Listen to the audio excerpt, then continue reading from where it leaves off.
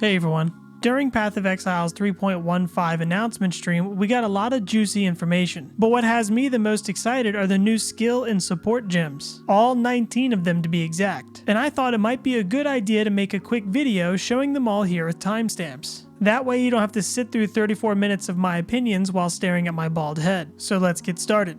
When GGG created these gems, they used the 19 ascendancy classes for inspiration, so each one seems like they were tailor-made for specific ascendancies, but of course, like any other skill, they can, and I'm sure, will be used by all sorts of ascendancies. Up first, we have the Earthbreaker Support gem. This gem can be linked to any slam skill, and when used, it will summon an ancestor totem that uses that slam ability. You will also receive a buff from the summoned totems that increases your area of effect with melee skills. Honestly, out of all the new skills, this one has me the most excited. Rage Vortex consumes a player's rage to send out a spinning vortex that gains area and damage based on the amount of rage spent. If an enemy survives when they are hit by the vortex, it will slow down and significantly increase the amount of damage done to beefy targets. Boneshatter is a powerful melee attack that causes a strong shockwave to be released when an enemy is stunned by this skill. The AoE of the shockwave is determined by the duration of the stun inflicted, and every single time you attack an enemy with Boneshatter, you take physical damage and gain a trauma stack. The more stacks you have, the more damage Boneshatter will deal to enemies and yourself. One thing I did find interesting with this skill though is that you only gain 1 trauma the first time you attack an enemy. This is obviously with the skill gem at level 1, so this number might increase with levels, but I'm interested to see how it will play out in single target scenarios. Defiance Banner increases the armor and evasion of nearby allies while reducing the critical strike chance of nearby enemies. When the Defiance Banner is placed, it taunts nearby enemies for a specific duration. Enemies that are affected by this taunt also deal less damage to all targets.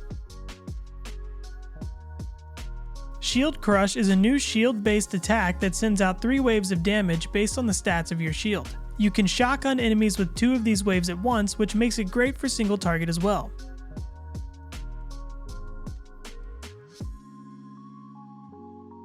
Behead Support can only work with strike skills, and when you kill a rare enemy with a skill supported by Behead, you will steal one of its modifiers. The modifier stolen lasts for 20 seconds and will be replaced if you kill another rare enemy while it's still active. It also gives you more damage against enemies on low life, so it could be an interesting choice for all the Slayer mains out there. Storm Rain fires arrows that stick into the ground, and then lightning will pulse between all the nearby arrows. This skill looks like it scales well with multiple projectiles, and if nothing else, seems like a pretty satisfying skill to use. Focused Ballista support causes your ballistas to focus the same targets that you are firing at with your ranged weapon. This causes ballistas to fire a lot quicker than they normally would, making it easier for you to burn down bosses.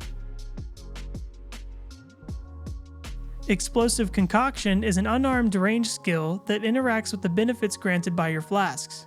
When you throw a concoction, it deals fire damage and gains bonuses from your ruby, topaz, and sapphire flasks based on the flask charges used. This skill still works without these flasks, but paying attention to what flask you have equipped can make it much stronger. Ambush teleports you to an enemy, blinds them, and makes your next one-handed melee attack much more powerful. The exerted attack has a high crit chance and crit multiplier. One important thing to note here is Chris said it exerts your next one-handed melee attack, but the skill gem displayed on their website doesn't specify that it needs to be one-handed. So it's possible that he misspoke or the gem info is incorrect, so we will have to wait and see just how the skill operates. Voltaxic Burst gives you a buff that counts down to 0, triggering lightning damage around you with a portion of it converted to chaos damage. Enemies that are slain by this skill will explode, dealing chaos damage based on their max life. You can stack mini Voltaxic Bursts at one time and utilize increased duration to give yourself enough time to run into enemies before the buff expires.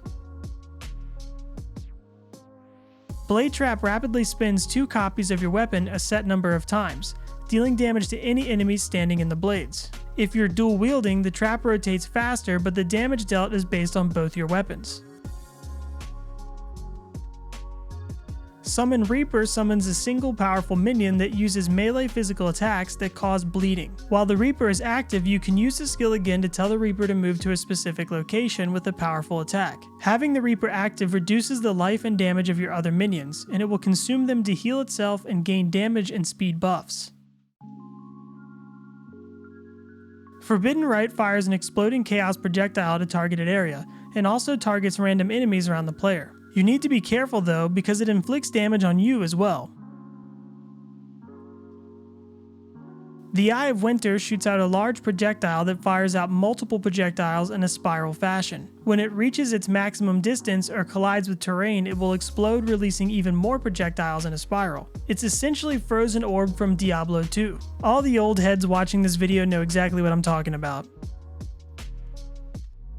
Battlemage's Cry is a new war cry that taunts nearby enemies and makes your exerted attacks trigger a linked spell on your next melee hit. The buff granted from the war cry also makes increases and reductions to spell damage applied to your attacks. I'm glad they've added this skill because I feel like Battlemage hasn't really received the attention it deserves, and I'm hoping this will push them into the spotlight a bit.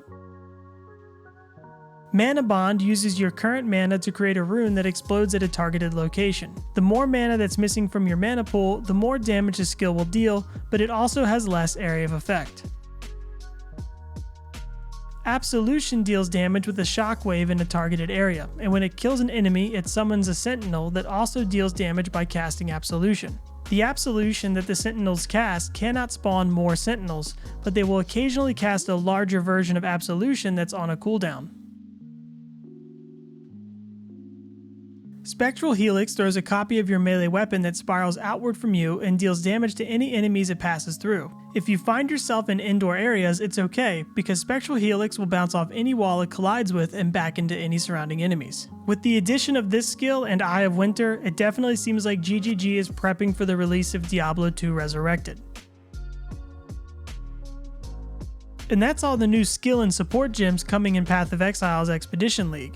Despite all the doom and gloom associated with this patch, I'm still very excited to play it, and I hope you are too. If you like this video, let me know by giving it a thumbs up, and be sure to subscribe for more gaming related content.